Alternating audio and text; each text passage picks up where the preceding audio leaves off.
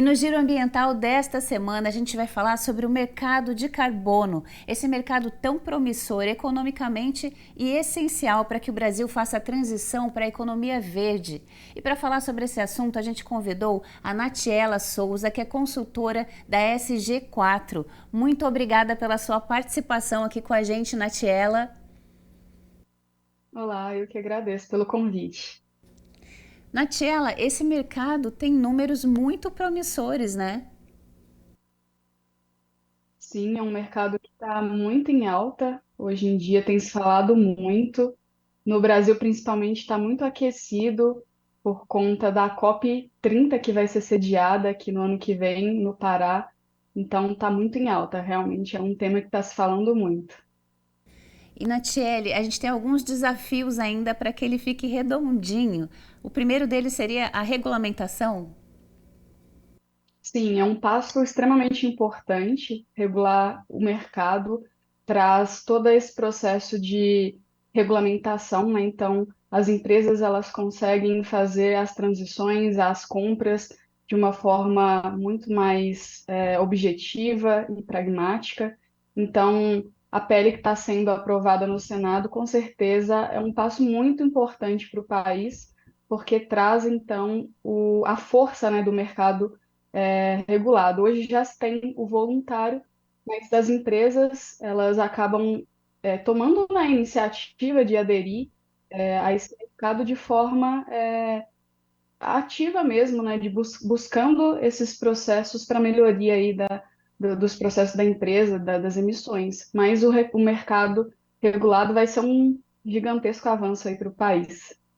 Para quem está assistindo a gente lá em casa, Natiela, como é que funciona? A gente fala mercado de carbono, não sabe muito bem como funciona. Eu queria que você falasse da pegada carbônica, né? Como é que as empresas podem medir esse crédito de carbono?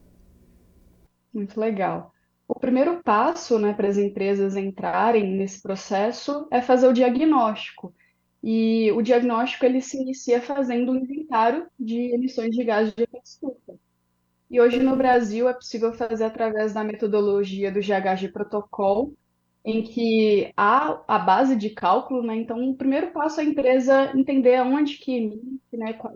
Dentro ali dos três escopos que existem, né? Quais que são as emissões, quantificar, para justamente fazer e traçar um plano de reduções.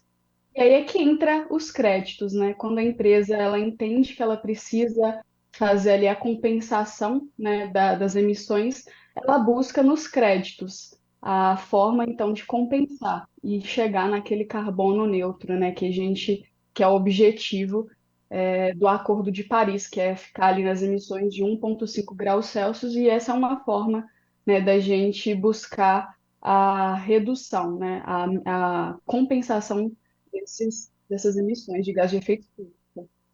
Para ser um pouquinho ainda mais claro, queria que você falasse assim de uma forma bem didática, uma empresa fictícia, como é que ela poderia fazer esse cálculo de emissão de carbono? O cálculo ele parte do pressuposto em que a empresa precisa entender quais são as emissões, né? Então a empresa vai entender a quantidade, por exemplo, de combustível que é utilizado, né? A emissão da sua frota interna, é uma forma da gente mensurar. E aí, esse é o escopo um, né? De tudo que a empresa emite para a atmosfera. Depois a gente vai para o escopo 2, onde a gente entende as fontes de emissões, né, de energia elétrica, de utilização de energia, qual é a quantificação da emissão gerada, então, de fontes de energia. E tem o escopo 3, que é o maior desafio, né, que é quando a empresa ela busca na cadeia de fornecedores as emissões. Então, ela entende como que os fornecedores também estão emitindo, faz essa quantificação, né, e inventaria toda essa cadeia de emissões. Então seria mais ou menos assim: a empresa que ela emite mais carbono, ela tem a possibilidade de comprar créditos e ficar neutralizado de forma que o país como um todo equilibre essas emissões, né? Exatamente. E com esses objetivos, né, do Acordo de Paris, tem estudos, né, que comprovam que já é necessário a descarbonização, que a gente reduzir as emissões e fazer essas compensações já não é mais viável para a gente conseguir manter, né, esses objetivos do Acordo de Paris. Então, é necessário já remover o gás carbônico da atmosfera. E tem várias tecnologias hoje no mercado, né, que fazem esse tratamento. Por exemplo, o Biochar, que é uma tecnologia que a SG4, a empresa que atua, a gente já trabalha, né, no mercado. Que é de colocar o nitrogênio mais dentro do solo, seria? O biochar é uma produção que pode ser tanto industrial quanto através de um forno-fornalha, onde justamente através da biomassa, e a biomassa pode ser florestal, por exemplo, madeira, né, pode ser poda e várias outras possibilidades, mas com aquela biomassa faz então a pirólise, né, que é uma tecnologia ali de em altas temperaturas e pouco oxigênio no ambiente, faça então esse aumento do CO2, e aí essa biomassa se transforma como se fosse num carvão vegetal, né? E esse carvão, esse produto, o biochar, ele pode ser utilizado justamente no solo, e ele tem diversos componentes ali que já tem comprovação científica que ajuda muito, né, na retenção de nutrientes, de água. Então, é um substrato que vem muito forte na agricultura regenerativa, né? Traz excelentes benefícios para o solo. Então, junto com esse mercado de carbono, a gente tem que pensar novos modos de produção também, né? A partir de Exato, agora. E o Brasil tem a meta de redução de 50% de acordo com o Acordo de Paris. exato. É uma meta O ousada, né? Brasil, o Brasil é signatário, né, do Acordo de Paris, tem estabelecido diversas ações, inclusive, né, a aprovação do mercado regulado, para que mantenha, né, essas reduções. E, com certeza, com essas discussões aí no próximo ano, com a COP30, vamos trazer muitos ganhos e avanços, né, nessa área. Vai naturalizando isso cada vez mais e tornando isso mais comum dentro do mercado, né? Exato, perfeito. E Natiela, com a COP, o ano que vem, em novembro, você acha que essa aprovação da regulamentação pode ser um pouco mais pressionada? Será que a gente consegue? Sim, o mercado está bastante otimista com relação a isso, porque vai geralmente os países que já têm esse mercado, eles já estão muito avançados, né, nessas questões de mudanças climáticas e o mercado de regulado de carbono para o país vai trazer, né, essa segurança das empresas que já emitem, né, grandes quantidades, elas poderem regularizar essas emissões e também fomentar para que as empresas que não atingem, né, o limite que for determinado, elas consigam também implantar projetos e comercializar esses créditos. Então, com certeza vai girar muito a economia nesse sentido. A previsão é de 2,8 trilhões no PIB, né, até 2030. Exato. O mercado ele vai desencadear, né, diversas possibilidades na cadeia produtiva e vai trazer muitos ganhos também que a gente chama de trabalhos verdes, né? Então, vão surgir diversas possibilidades, aumentando muito o PIB, então. E o mercado de trabalho também, né? Muito obrigada pela sua participação com a gente aqui no Giro Ambiental, Natiela. Eu que agradeço e vamos juntos para o zero carbono. Vamos lá, né? E para você que nos assiste, continue com a gente, porque agora é hora daquele giro ambiental pelas principais notícias e curiosidades do Brasil e do mundo. No encontro ocorrido no Rio de Janeiro para debater a redução do risco de desastres, um dos focos do debate foi a busca por soluções que combatam a desigualdade e reduzam as vulnerabilidades.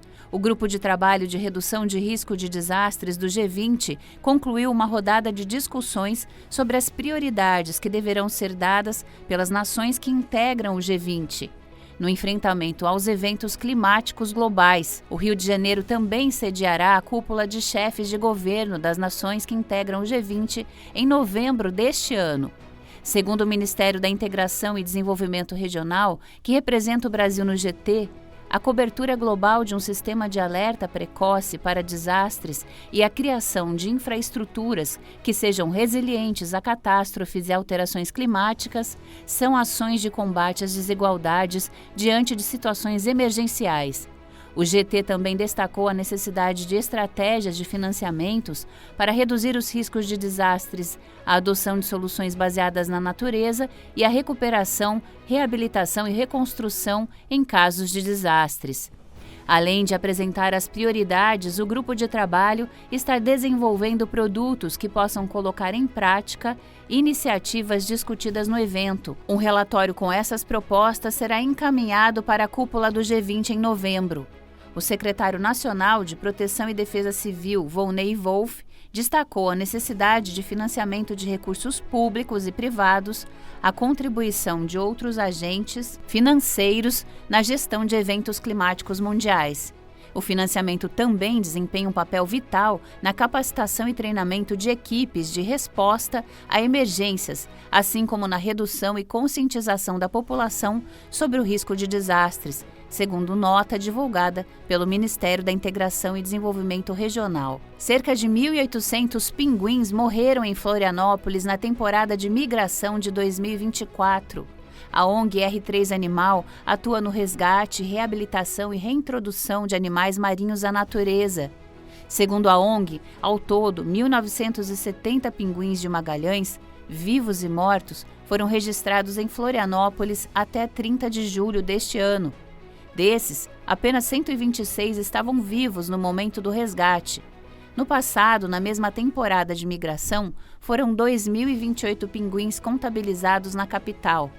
De acordo com a R3 Animal, os pinguins de Magalhães partem da Patagônia Argentina e, durante a temporada, têm as praias brasileiras como um dos destinos. A maioria, segundo a instituição, é formada por animais jovens, que em seu primeiro ciclo migratório, devido à falta de experiência, acabam encontrando maiores dificuldades para se alimentar e migrar. Mais fracos afastam-se do bando e morrem. Os resgates realizados pela entidade ocorrem em todas as praias da ilha de Santa Catarina, principalmente na costa leste da ilha. Depois, são encaminhados ao Centro de Pesquisa e Reabilitação de Animais Marinhos. Maior iceberg do mundo se movimenta e se recusa a derreter no oceano. Segundo os especialistas, o gigante bloco de gelo com quase 1 trilhão de toneladas pode permanecer preso durante anos na região graças ao raro fenômeno das colunas de Taylor. Descrita pela primeira vez na década de 20 pelo físico Geoffrey Ingram Taylor como uma corrente de água que, ao encontrar uma obstrução no mar, pode se separar em duas correntes com fluxos distintos. A água então passaria a girar no local.